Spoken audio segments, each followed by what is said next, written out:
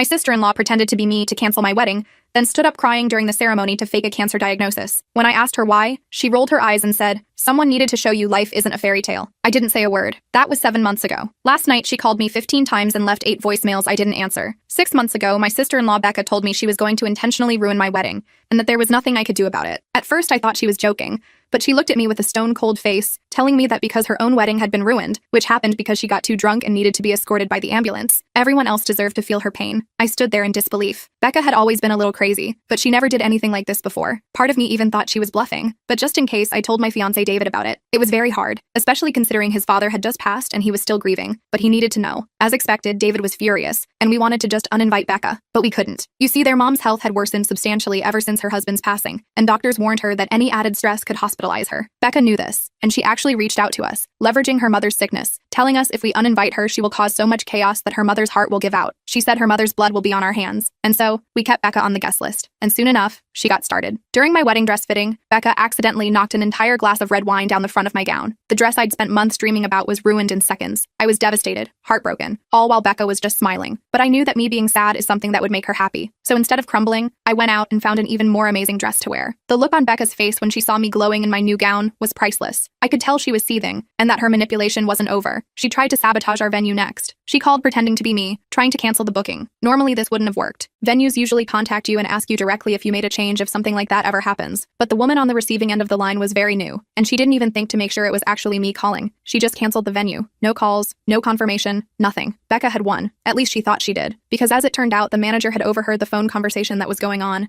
and he noticed the lack of confirmation. He called me immediately to confirm I had made the change, and we were both horrified when I said no. Luckily, he was extremely nice about it, undoing the canceling, and as an apology, he even offered us some very nice upgrades completely for free. As you can imagine, everything that was happening was incredibly stressful, and the fact Becca just wouldn't quit made it even worse. For my bachelorette party, Becca showed up smiling, with David's ex-girlfriend walking right beside her. My stomach sank. David was shocked, and when he went out to the back with his ex-girlfriend, I got this sinking feeling in my stomach. Becca just kept smiling this creepy smile at me the whole time, until David and his ex came out. They looked furious, and were both walking straight towards Becca. They took her outside, and David came back alone a few minutes later. As it turned out, Becca had manipulated David's ex into believing that he was cheating on me, and she brought her here so she could talk to me and convince me to dump David. It was crazy. Every part of me was screaming to invite this be. But family dynamics are complicated. David's mom's health was really bad. We just couldn't risk it. Alas, our wedding day arrived, and despite everything Becca had tried, it felt perfect. The sun was shining, David's mom had a genuine smile on her face, and I almost forgot all about Rebecca. But then me and David stood at the altar, and the minister spoke those dreaded words, asking if anyone objected. Of course, Becca stood up. My heart dropped, and I grabbed David's hand so hard my knuckles turned white. But it was strange. Instead of looking angry, Becca had tears streaming down her face. The whole room froze, waiting for her to say something. But what she said next knocked the wind out of all of us. "I'm sorry," she choked out between sobs. "I just found out I have terminal cancer, and I couldn't keep it inside on this day. I'm so sorry." The entire room went silent, and David's mom collapsed onto the floor, clutching her chest. I immediately ran to David's mom while everyone else seemed frozen in shock. The wedding planner, Morgan, was already on the phone with 911,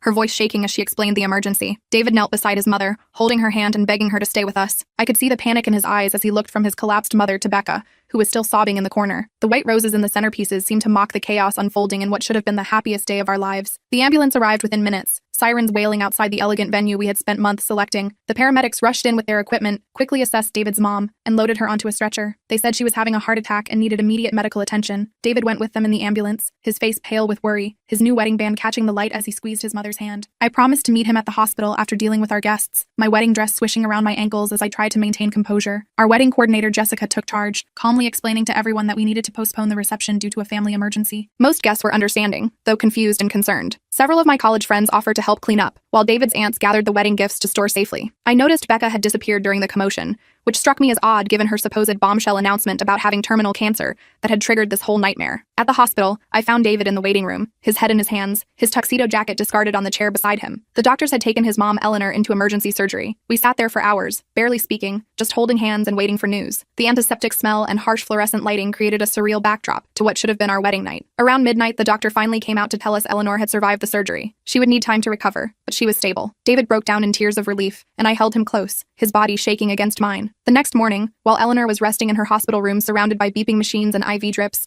David's cousin Taylor came to visit. She pulled us aside with a strange look on her face, her eyebrows knitted with concern. "I need to tell you something about Becca," she said quietly, glancing around to ensure no nurses were within earshot. Taylor explained that after leaving the wedding, Becca had gone to a bar where she ran into Taylor's husband William. After a few drinks, Becca started laughing about how she had totally ruined that perfect wedding. When William asked about her cancer, she just winked and said, "What cancer?" She then ordered another round of shots, seemingly celebrating her performance. I felt my blood run cold, my hands clenching into fists in the pockets of the jeans I'd changed into. David's face hardened as Taylor continued. Apparently, Becca had admitted to William that she made up the cancer story to cause drama. She thought it was funny how everyone had reacted, especially Eleanor dropping like a stone. She'd even mimicked Eleanor's collapse, laughing as she did so. David was furious. I had never seen him so angry, his normally gentle eyes blazing with rage. We decided not to tell Eleanor yet. She needed to focus on healing, but we knew we had to confront Becca, who had been David's friend since high school and my bridesmaid. We found her at her apartment the next day. The place was cluttered with takeout containers and unwashed clothes, a stark contrast to the put-together image she always presented. When we confronted her with what we knew, she didn't even try to deny it. Instead, she laughed in our faces, her mascara slightly smudged under her eyes. "You two think you're so perfect with your perfect love story," she sneered, crossing her arms defensively. "Someone needed to show you that life isn't a fairy tale." She went on to explain how her own marriage had fallen apart 3 years ago. Her husband had cheated on her with his coworker, then left Becca for this woman. Since then, she couldn't stand seeing happy couples,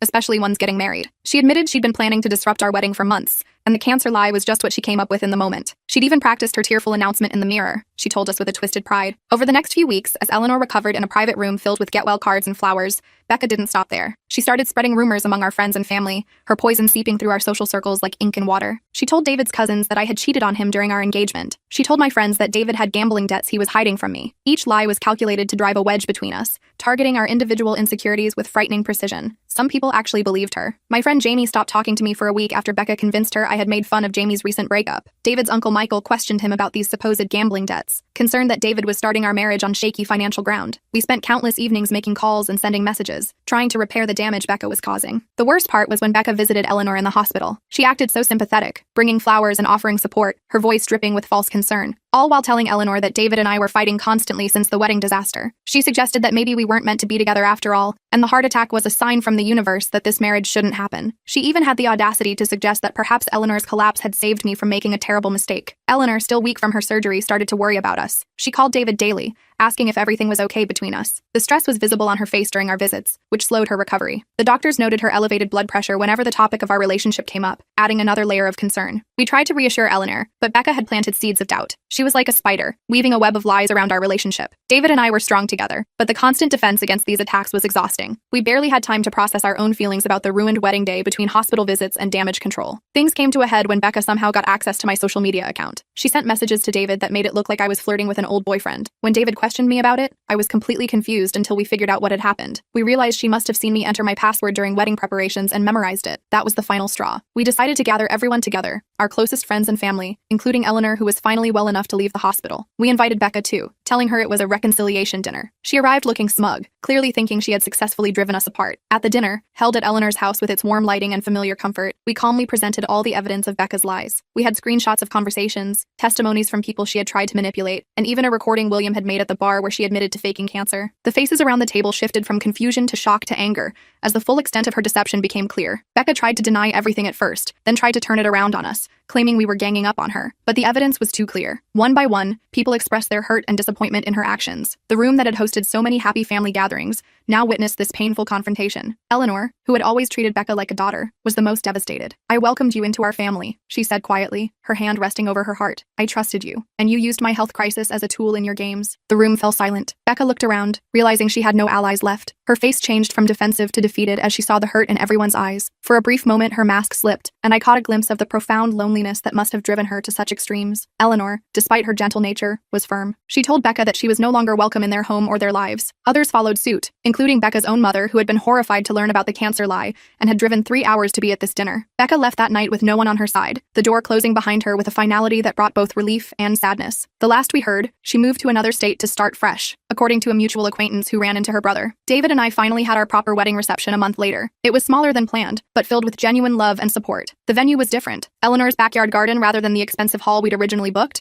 but somehow more meaningful. Eleanor, now much healthier, gave a touching speech about how true love withstands challenges, her voice strong and clear in the evening air. As for me and David, the experience actually strengthened our bond. We learned how to communicate better through crisis, and how to trust each other when others tried to come between us. Our honeymoon was delayed but sweeter for having overcome such obstacles together. I still think about Becca sometimes, not with anger, but with sadness for someone so consumed by bitterness that she would go to such lengths to destroy others' happiness. I hope she finds peace someday, but from a very, very safe distance from us. Sometimes, when David and I talk about starting a family, I wonder what lessons we'll take from this experience to teach our children about friendship, forgiveness, and the power of truth. Just last week, that conversation about children became more urgent when I found out I'm pregnant. We hadn't planned it quite this soon, but David's face lit up with such joy when I told him that any doubts I had melted away. His blue eyes crinkled at the corners as he wrapped me in his arms, whispering about nursery colors and tiny shoes. We agreed to keep it quiet until after the first trimester, wanting this happiness to be just ours for a little while. Each night, we'd lie in bed discussing names and imagining what our child might look like. David's dimples, maybe my curly hair. Our bubble of peace burst 3 days later when my phone rang at 2 a.m. It was my dad, his voice shaking as he told me Mom had been rushed to the hospital with chest pains. David and I threw on clothes and raced to the hospital, my mind spinning with worst-case scenarios the entire drive. The roads were eerily empty, streetlights casting long shadows as David gripped the steering wheel, occasionally reaching over to squeeze my trembling hand. We found Dad in the waiting room, looking smaller and older than I'd ever seen him. His usually neat silver hair stood on end, and his shirt was buttoned wrong. The doctors confirmed Mom had suffered a heart attack, but they'd stabilized her condition. When we were finally allowed to see her, tubes and monitors surrounded her pale form. She squeezed my hand weakly and tried to smile. The steady beep of her heart monitor punctuated the heavy silence of the room. During her recovery, something unexpected happened. Mom's doctor, a thorough woman with kind eyes and a no-nonsense manner, mentioned being confused about some medication interactions and asked if she was seeing an oncologist. Mom looked puzzled and said no. The doctor explained that her chart showed she'd been prescribed medications typically used for cancer patients. This made no sense until I remembered Becca's recent visits to Mom, often bringing her special supplements and herbal teas that would boost her immune system. Becca had insisted these natural remedies were helping with her own cancer recovery, a battle she'd been documenting on social media for months. A sick feeling washed over me. I asked the doctor to run tests on the remaining supplements in Mom's house. Dad brought them in the next day, and the results were shocking. They contained traces of medications that, when combined with Mom's heart medication, could cause serious problems. The doctor reported this to hospital administration, who contacted the police. I sat in the hospital corridor afterward, my hands shaking as I tried to process what this might mean. While this investigation was happening, Becca showed up at the hospital with flowers and a concerned expression. She wore a headscarf that she claimed covered her thinning hair from chemotherapy, though I'd never actually seen any evidence of hair loss. She hugged Dad and asked about Mom in a voice so convincing that for a moment, I doubted my suspicions. Then she saw me watching her, and something cold flickered in her eyes before she masked it with a smile. She touched my arm as she passed, her nails digging in slightly too hard to be accidental. That night, David suggested we look into Becca's cancer claims more carefully. We contacted the cancer support group she claimed to attend, only to discover no one there had ever heard of her. The specialist she mentioned didn't exist at the hospital where she supposedly received treatment. Each dead end confirmed my growing suspicions, leaving a hollow feeling in my stomach that had nothing to do with morning sickness. The final piece fell into place when Mom's friend Margaret visited. Her flowery perfume filled the hospital room as she fussed over Mom, adjusting pillows and bringing homemade soup in a thermos. She mentioned running into Becca's ex-husband Tyler at the grocery store. Tyler had asked about Becca's recovery with genuine confusion. According to him, Becca had never had cancer. Their marriage had ended because of her increasingly manipulative behavior and lies. Margaret had dismissed it as bitterness until she saw my face. When confronted by the police about the supplements, Becca broke down. She admitted to tampering with Mom's medication, though she claimed she never meant to cause serious harm. She just wanted Mom too sick to attend our wedding. The cancer story had been a complete fabrication designed to gain sympathy and drive a wedge between David and me. I watched the police interview recording later, stunned by how quickly her tears came and went,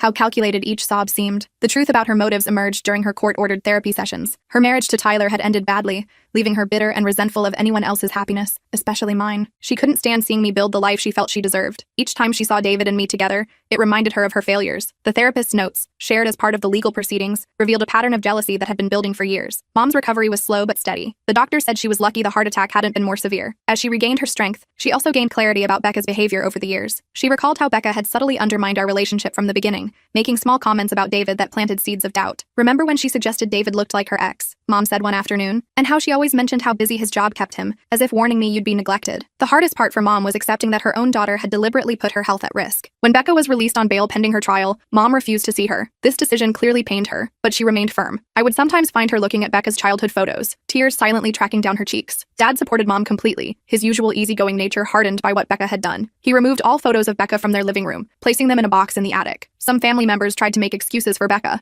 suggesting she needed help rather than punishment. Eleanor, our aunt who had always favored Becca, initially defended her, but when she saw Mom's medical records and the police report, even she couldn't deny the truth. One by one, those who had believed Becca's lies distanced themselves from her. Family gatherings became smaller but somehow more genuine. David and I focused on moving forward. The pregnancy progressed well, though the stress of everything sometimes left me worried about the baby. David became even more protective, screening my calls and making sure I rested enough. He installed a security system in our home, something we'd never felt necessary before. His parents were wonderfully supportive, bringing meals and helping with household chores when morning sickness hit me hard. His mother taught me to knit, and we spent peaceful evenings creating tiny hats and booties. Becca made one last attempt to destroy our happiness. happiness. She created fake social media accounts to spread rumors about David being unfaithful. For a few days, the whispers reached some of our friends, causing uncomfortable questions. But David's reputation for honesty and our solid relationship meant most people dismissed the rumors immediately. Those who initially believed the gossip apologized when the accounts were traced back to Becca. The final confrontation came at Becca's sentencing hearing. She received probation and mandatory psychiatric treatment rather than jail time. As she left the courtroom, she stopped in front of me. For a moment, I thought she might apologize. Instead, she whispered that someday I would understand what it felt like to lose everything I loved. Her breath smelled of mint, and her eyes were clear and cold. I didn't respond with anger. I simply told her I hoped she would find peace and walked away, David's hand firmly in mine. That was the last time I saw her. She moved to another state shortly after, cutting contact with everyone in the family. Sometimes I wonder if she's found a new life, new people to manipulate, or if she's finally getting the help she needs. Mom's health improved steadily over the following months. The experience changed her in unexpected ways. She became more discerning about relationships and more appreciative of honest ones. She and I grew closer than we'd been in years, especially as my pregnancy advanced and she shared her wisdom about motherhood. We spent weekends preparing freezer meals for after the baby's arrival, her teaching me family recipes I'd never bothered to learn before. Today marks 6 months since Mom's heart attack. We're gathering at my parents' house to celebrate both her recovery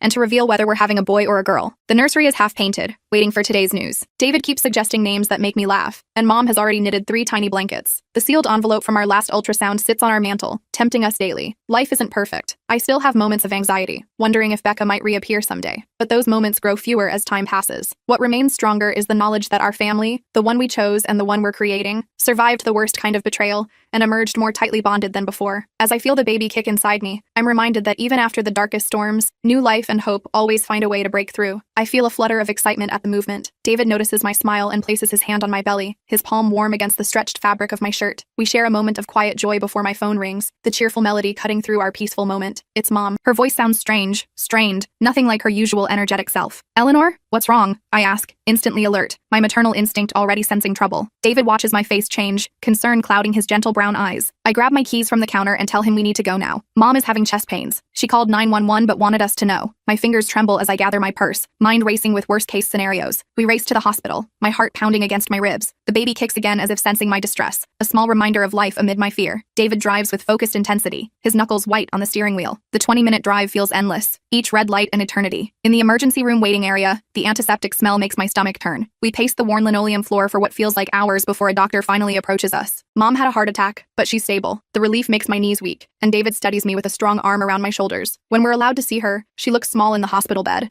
her normally vibrant presence diminished. Tubes and wires connect her to beeping machines that monitor her fragile condition. Her silver hair lies flat against the pillow, lacking its usual careful styling. Her face brightens when she sees us, though pain lines her eyes. "I'm sorry to scare you," she whispers, her voice barely audible over the mechanical hums. I hold her hand, noticing how cool her skin feels, and tell her not to worry. The doctor explains she'll need to stay for observation and tests. They'll monitor her cardiac enzymes and perform an echocardiogram tomorrow. As we settle in for a long night, the vinyl chair creaking under my weight, my phone buzzes with a text. It's from an unknown number, but the message makes my blood run cold. Heard about Eleanor. So sad. Hope it wasn't the stress I caused. B. I show David the text, my hand shaking slightly. His jaw tightens, a muscle working in his cheek. We decide not to tell Mom about it. She needs to focus on recovery, not on Becca's mind games. The next morning, while Mom sleeps, her chest rising and falling in a steady rhythm, I step into the hallway to call Dr. Patterson, Becca's supposed oncologist. After our wedding disaster, I never thought to verify her cancer story. The receptionist, with a professionally pleasant voice, puts me on hold, then returns with surprising news. They have no patient named Becca Mitchell. Never have. My hands shake as I tell David, who stands by the vending machine clutching 2 untouched coffees. The cancer was a lie. All of it. A cruel manipulation to ruin our wedding. The betrayal cuts deeper than I thought possible, like a knife twisting in an already painful wound. Mom improves over the next few days, color gradually returning to her cheeks. During a quiet moment when we're alone, the afternoon sun casting long shadows across her hospital room, she confesses something. Becca visited her the day before her heart attack. They argued about the wedding incident. Becca admitted she lied about having cancer. She wanted me to convince you to forgive her, Mom says, fidgeting with the edge of her blanket. When I refused, she got angry, said terrible things about you and David, called your marriage a mistake waiting to happen. The stress of that confrontation likely contributed to Mom's heart attack. Rage builds inside me, hot and dangerous, but I focus on staying calm for the baby, who responds to my tension with a series of kicks. We bring Mom home after 5 days. David sets up her medication schedule with meticulous care while I prepare her bedroom, fluffing pillows and arranging her favorite books within reach. The doorbell rings, its chime echoing through the quiet house. I open it to find Becca standing there, holding a bouquet of lilies, Mom's favorite. "I heard about Mom," she says, trying to step inside, her perfume overwhelming in the confined space of the doorway. I block the entrance, feeling my heart rate accelerate. "You need to leave." Her face hardens, the familiar stubborn set of her jaw that I've seen since childhood. "You can't keep me from seeing our mother." David appears behind me, a solid, reassuring presence. "She doesn't want to see you, Becca. Not after what you did." Becca's mask slips, revealing the ugly truth beneath her composed exterior. "Your perfect little family won't last," she hisses, spittle forming at the corners of her mouth. "He'll leave you just like Richard left me. So that's it." Her failed marriage to Richard drives her vendetta against us. I close the door in her face, the sound of it shutting giving me momentary satisfaction, but her words linger like a bad smell. Over the next weeks, Becca escalates her campaign. She sends emails to our friends with twisted versions of events, painting herself as the victim. She contacts David's workplace with false accusations of embezzlement that require him to have uncomfortable conversations with his boss. She even posts on neighborhood social media claiming we're mistreating Mom, forcing us to explain the situation to concerned neighbors who bring casseroles and suspicious glances. Mom is devastated by Becca's behavior, often crying quietly when she thinks we can't hear. She finally blocks Becca's number after receiving dozens of manipulative messages that alternate between guilt-tripping and outright threats. "I enabled her for too long," she admits one evening as we sit together on the porch swing. "Ever since your father died, I've made excuses for her behavior. At my 7-month checkup, the doctor notices my blood pressure is high. She warns me about stress during pregnancy, explaining the potential complications with clinical detachment that only increases my anxiety. David and I decide to take legal action, filing for a restraining order against Becca. The paperwork feels heavy in my hands, weighted with the finality of what we're doing. The court date arrives on a rainy Tuesday. Becca shows up in a conservative navy dress, her hair pulled back, with a practiced victim expression. She claims she's being persecuted for a simple misunderstanding about her health. The judge, a stern woman with reading glasses perched on her nose, isn't fooled. Medical records confirm she never had cancer treatments. The restraining order is granted, the gavels sound, marking a small victory. Outside the courthouse, raindrops beating on our umbrellas, Becca approaches Mom, who came to support us despite her still fragile health. "How can you choose them over your own daughter?" she demands, her voice carrying across the wet pavement. Mom stands taller than I've seen in years,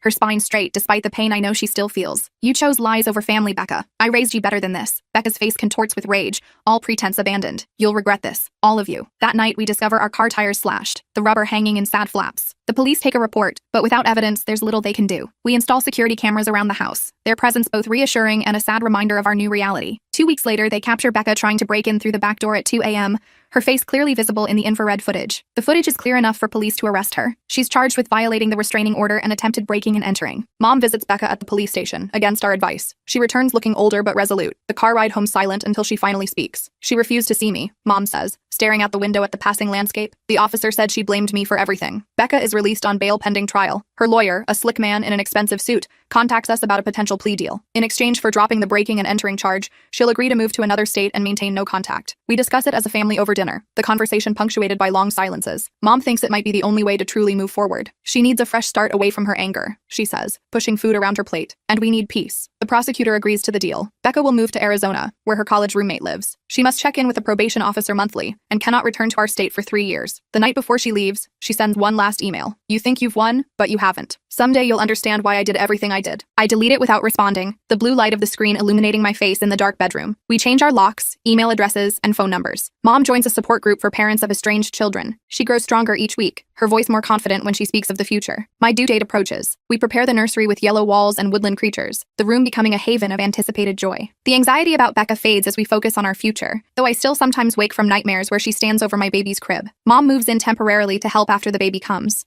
Her health has improved dramatically since cutting ties with Becca. "I didn't realize how much energy her drama consumed," she tells me as we fold tiny onesies together. On a warm spring evening, my water breaks, soaking through my pajama pants with startling suddenness. David drives us to the hospital while Mom follows in her car. The labor is long but uncomplicated, 18 hours of work rewarded at the end. Our daughter arrives at dawn, perfect and loud, her cries announcing her presence to the world. We name her Hope, not because we're naive about life's challenges, but because we've learned that hope persists, even through the darkest times. As I hold her tiny form against my chest, her weight so slight yet so significant, I realize something. Becca tried to destroy us because she couldn't stand our happiness after her own life fell apart. But in trying to break us, she made us stronger, forging bonds that can withstand any storm. Mom takes a picture of the three of us, David, Hope, and me. "This is going on the mantle," she says, right next to that hideous vase. We laugh, the sound light and healing, and for the first time in months, I feel completely free of Becca's shadow. Whatever comes next, we'll face it together. Mom's phone rings, cutting through our moment of peace. She answers it, her smile fading as she listens. Her face turns pale, and she clutches at her chest, the phone slipping from her fingers. "Mom?" I rush to her side as she collapses into a chair, gasping for breath, her eyes wide with panic. David is already calling 911, his voice steady but urgent. Hope stands frozen, her eyes wide with fear, her small hands gripping the edge of the coffee table. I hold Mom's hand, telling her everything will be okay, though my heart pounds with terror. Her skin feels clammy against mine, and her breathing comes in short, painful gasps. The ambulance arrives in minutes, sirens wailing outside our quiet suburban home. The paramedics work quickly, their practiced movements a blur as they attach monitors and place an oxygen mask over Mom's face. They mention something about her heart rhythm being irregular. I climb into the ambulance with her while David promises to follow with hope, his face a mask of controlled worry. At the hospital, everything moves in a blur of fluorescent lights and antiseptic smells. Doctors rush Mom away through double doors while a nurse with kind eyes guides me to a waiting area. I fill out paperwork with shaking hands, barely able to focus on the questions about insurance and medical history. David and Hope arrive, Hope clutching her favorite stuffed rabbit. We huddle together in the sterile waiting room, surrounded by other worried families. Hours pass before a doctor finally approaches us, her scrubs wrinkled from a long shift. She explains that Mom had a mild heart attack, likely triggered by stress. They've stabilized her condition, but she'll need to stay for observation and possibly begin medication. When we're allowed to see her, Mom looks small and fragile in the hospital bed, surrounded by beeping machines. The stark white sheets make her skin look even paler. She smiles weakly when she sees us, apologizing for scaring everyone. I tell her not to be silly and kiss her forehead, inhaling the familiar scent of her shampoo mixed with hospital disinfectant. As we sit with Mom, my phone buzzes with a text. It's from Becca, asking what happened. I'm surprised she knows anything, but news travels fast in our small community where everyone seems connected by an invisible web of gossip. I send a brief reply explaining about Mom's heart attack, not expecting much response. Becca shows up at the hospital the next day with an elaborate bouquet of flowers. She seems genuinely concerned, asking detailed questions about Mom's condition and treatment plan. The nurses mention that visiting hours are almost over, and Becca offers to drive me home since David took Hope back earlier to get her to bed on time. In the car, Becca seems different, softer, more like the friend I once knew before our recent tensions. The streetlights cast alternating shadows across her face as she drives. She confesses that her recent behavior has been due to some personal struggles. I listen cautiously, watching her knuckles whiten on the steering wheel, not ready to forgive but willing to hear her out. When we arrive at my house, Becca hugs me awkwardly before leaving, her perfume lingering in the air. Something about the interaction feels off, like a performance not quite mastered, but I'm too exhausted to analyze it. Over the next week, Mom recovers steadily. The doctors say her prognosis is good, but she needs to reduce stress and make lifestyle changes, diet modifications, regular exercise, and better sleep habits. Becca visits the hospital regularly, bringing magazines and snacks. She's always helpful, offering to run errands or sit with Mom so I can rest, winning Mom over with her attentiveness. Then one afternoon, I arrive at the hospital to find Mom upset, her lunch tray untouched beside her. A nurse explains that there was a misunderstanding about medication. Apparently, someone claiming to be family had questioned Mom's treatment plan, causing confusion among the nursing staff. When I ask for details, the description matches Becca perfectly. The distinctive red glasses, the silver bracelet she always wears. I confront Becca the next day when she arrives with a gift basket filled with expensive teas and chocolates. She denies interfering with Mom's care, her eyes wide with practiced innocence, suggesting the nurse must have confused her with someone else. Her explanation seems reasonable, but doubt lingers like a shadow I can't quite shake. A few days later, Mom is released from the hospital. David and I help settle her at home, arranging her medications in a weekly pill organizer, and setting up a comfortable recovery space in the living room where she can watch her favorite shows. Becca stops by frequently, always when David isn't around, bringing homemade soups and fresh flowers. One evening, I overhear Becca talking to Mom from the hallway. She's mentioning something about her cancer treatments being difficult, her voice trembling with emotion. I freeze in the hallway, listening as she describes symptoms and procedures in vivid detail. The nausea after chemotherapy, the bone-deep fatigue, the fear of recurrence. Mom offers sympathy and support, clearly believing every word. I call Dr. Martinez the next day, the oncologist Becca claimed was treating her. The receptionist has no record of a patient named Becca Wilson. I tried 2 other cancer centers in the area with the same result. My suspicion growing with each call. My suspicions growing. I search Becca's name online and find recent photos of her at a beach resort in Cancun, looking healthy and carefree during the time she claimed to be undergoing intensive chemotherapy. Her skin is tanned, her smile bright as she poses with a colorful cocktail. The timestamp confirms it was when she had canceled being my maid of honor, claiming she was too sick to stand through the ceremony. I show the evidence to David, who looks stunned, running his hand through his hair as he studies the photos. We decide to confront Becca together, inviting her over when Mom is resting upstairs. When Becca arrives, her fake concern vanishes as soon as we present what we've discovered. Her expression hardens, the mask of compassion slipping away completely. She doesn't even try to deny it. Instead, she laughs coldly, saying we were too stupid to question her story sooner. She admits faking cancer to ruin our wedding, calling it poetic justice after her own marriage fell apart last year. Her husband left her for someone else, and she couldn't stand watching me have the happiness she lost. She wanted me to feel the pain and disappointment she experienced, to watch my perfect plans crumble as hers had. David remains calm but asks her to leave our home, his voice firm but controlled. Becca turns to go but pauses at the door, her hand on the knob, warning that this isn't over. She knows things about David, she claims, that would make me see him differently. In the following days, Becca launches a campaign to destroy our relationship. She sends me evidence of David's supposed infidelity, doctored photos and fake text messages that arrive at all hours. She contacts my friends with elaborate stories about David's past. She even tells Mom that David was pressuring me to cut her out of our lives after the wedding. Mom, still recovering and vulnerable, begins to question David's character. She mentions concerns about him during our daily visits, repeating things that clearly came from Becca. The trust we've built starts to crack under the constant pressure, like fine china developing hairline fractures. David and I argue for the first time since our wedding, harsh words echoing in our kitchen late at night. The stress affects us both. exactly as Becca intended. But after a tearful night, we make a decision. We won't let her win. We agree to be completely transparent with each other and face Becca's attacks together, united against her manipulation. We gather evidence of Becca's deception, including security camera footage showing her leaving the fake evidence at our door. We record her threatening phone calls and document her contradicting stories, building a case against her lies. When we feel ready, we invite Mom and our closest friends for dinner. We present everything we've discovered about Becca's lies, from the fake cancer to her current manipulation attempts. Mom looks shocked, then deeply hurt by the betrayal from someone she trusted and welcomed into her recovery. The final piece of evidence comes unexpectedly. Becca's ex-husband contacts David after hearing about the situation through mutual friends.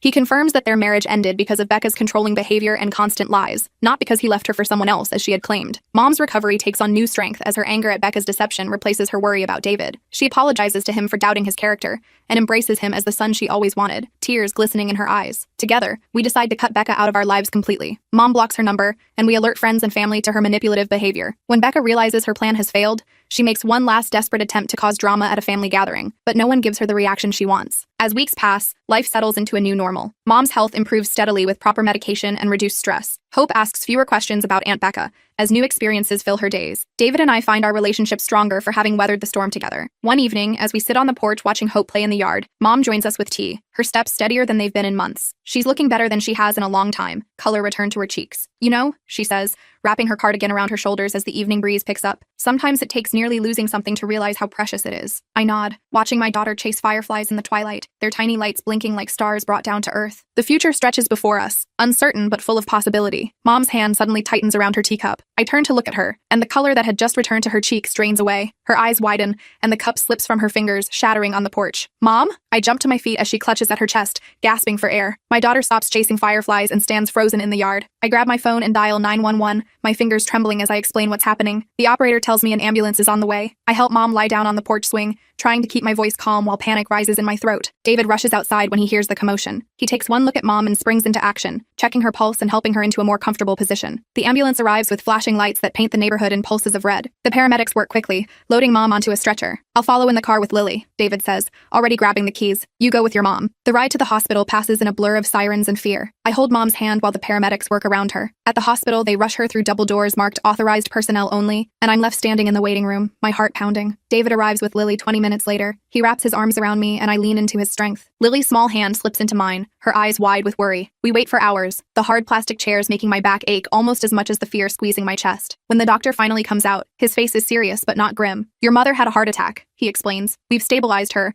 but she'll need to stay for observation and possibly surgery depending on the test results. Relief washes over me. She's alive. The doctor leads us to her room, where she lies pale against white sheets, tubes and wires connecting her to beeping machines. She manages a weak smile when she sees us. David takes Lily to the cafeteria while I sit with Mom. As I hold her hand, my phone buzzes with a text from Becca saying she's on her way. I feel a flicker of gratitude that she's coming, despite our recent tensions. When Becca arrives, she's not alone. Her oncologist, Dr. Chen, is with her. This strikes me as odd, but I'm too worried about Mom to question it. How is she? Becca asks, her voice tight. Stable, I reply. They're running tests. Dr. Chen clears his throat awkwardly. I need to speak with both of you, privately. We step into the hallway, and what Dr. Chen reveals turns my world upside down. Becca never had cancer. She had been lying about her diagnosis, treatments, and appointments. Dr. Chen discovered the deception when the hospital's billing department flagged inconsistencies in her records. I stare at my sister, unable to process what I'm hearing. Why would you lie about something like that? Becca's face hardens. You had everything. The perfect fiancé, the perfect daughter, the perfect life. I wanted you to know what it feels like to have everything fall apart. The truth crashes down on me. The wedding postponement, Mom moving in with her, the constant drama and demands. It was all a calculated plan to disrupt my life. Dr. Chen excuses himself, clearly uncomfortable. I confront Becca, my voice shaking. You lied about having cancer to ruin my wedding? You're precious, David, she spits. So attentive, so caring. Not like Mark, who left me for his secretary after 15 years of marriage. The pieces click into place. Becca's divorce last year had been messier than she let on. Her husband hadn't just grown apart from her. He'd had an affair and left her. So you tried to destroy my happiness because yours was gone? I ask, my voice barely above a whisper. I wanted you to see that fairy tales don't exist, she says. That men like David don't stay. I was doing you a favor. David appears at the end of the hallway, Lily's hand in his. He approaches slowly, his expression concerned. Everything okay? He asks. Before I can answer, Becca turns to him with tears in her eyes. David, I need to tell you something about your fiancé. My heart stops. What new lie is she about to tell? She's been meeting with her ex, Becca says. They've been planning to get back together. She's just using you as a safety net. David looks at me, confusion clear on his face. What is she talking about? It's not true, I say firmly. Becca doesn't have cancer. She made it all up to sabotage our wedding, and now she's making up more lies. David's expression shifts from confusion to disbelief. What? I explain everything, doctor. Chen just revealed. David listens, his face growing more troubled with each word. I can prove it, Becca insists, pulling out her phone. I have texts from her ex on her old phone. Texts you faked, I counter, just like you faked your cancer. A nurse approaches, asking us to keep our voices down. We move to a private waiting area where the confrontation continues. Becca shows David screenshots of conversations I supposedly had with my ex. The messages are convincing, but I never wrote them. These are fake, I tell David. I haven't spoken to Tom in years. David studies the messages, then looks up at Becca. These don't sound like her at all, and the timestamps don't make sense. She was with me during most of these supposed conversations. Relief floods through me. David believes me. Becca's plan unravels further when Mom's doctor comes looking for us. The tests show Mom needs a stent, but her prognosis is good. When we return to Mom's room to tell her, Dr. Chen is there, explaining Becca's deception. Mom's face crumples. You lied about having cancer? How could you do that to us? Becca tries to defend herself, but Mom cuts her off. I left my home to take care of you, Mom says, her voice weak but firm. I worried myself sick over you, and it was all a lie? The heart monitor beeps faster, and a nurse hurries in, asking us all to leave. In the hallway, Becca tries one last desperate tactic. Mom always loved you more, she tells me. The perfect daughter who never made mistakes. I was just trying to get some attention for once. By pretending to have a deadly disease? David asks incredulously. By trying to destroy our relationship with lies? Becca has no answer for that. The next few days pass in a whirlwind. Mom has her procedure and begins recovery. The truth about Becca spreads through our family. Aunts, uncles, and cousins who had rallied around her in support now keep their distance, disgusted by her deception. Mom moves back in with me and David after her release from the hospital. Our wedding plans resume, though on a smaller scale. Becca is not invited. One evening, a week before the wedding, Mom joins me on the porch again. Her recovery is going well, though she tires easily. I should have seen through her lies, Mom says quietly. I was so worried about her that I didn't question anything. She fooled all of us, I reply. Not all of you, Mom says. You had doubts. I dismissed them because I couldn't imagine anyone lying about something so serious. The wedding day arrives, simple but beautiful. Lily scatters flower petals down the aisle. David's eyes shine with tears when he sees me in my dress. Mom sits in the front row, smiling through her own tears. Becca doesn't try to contact us or disrupt the ceremony. I later hear from a cousin that she's moved to another state, starting fresh where no one knows her or her lies. As David and I share our first dance as husband and wife, I catch Mom's eye across the room. She raises her glass in a small toast, her smile genuine. The road to this moment was harder than any of us expected, but we made it. That night, after Lily is asleep and David and I are alone, he takes my hand. Your sister was wrong, you know, he says. Fairy tales do exist. They're just not perfect or easy. They're messy and complicated, just like real life. I rest my head on his shoulder, thinking about all we've been through. The future still stretches before us, uncertain but full of possibility. And now, without Becca's shadow hanging over us, it looks brighter than ever.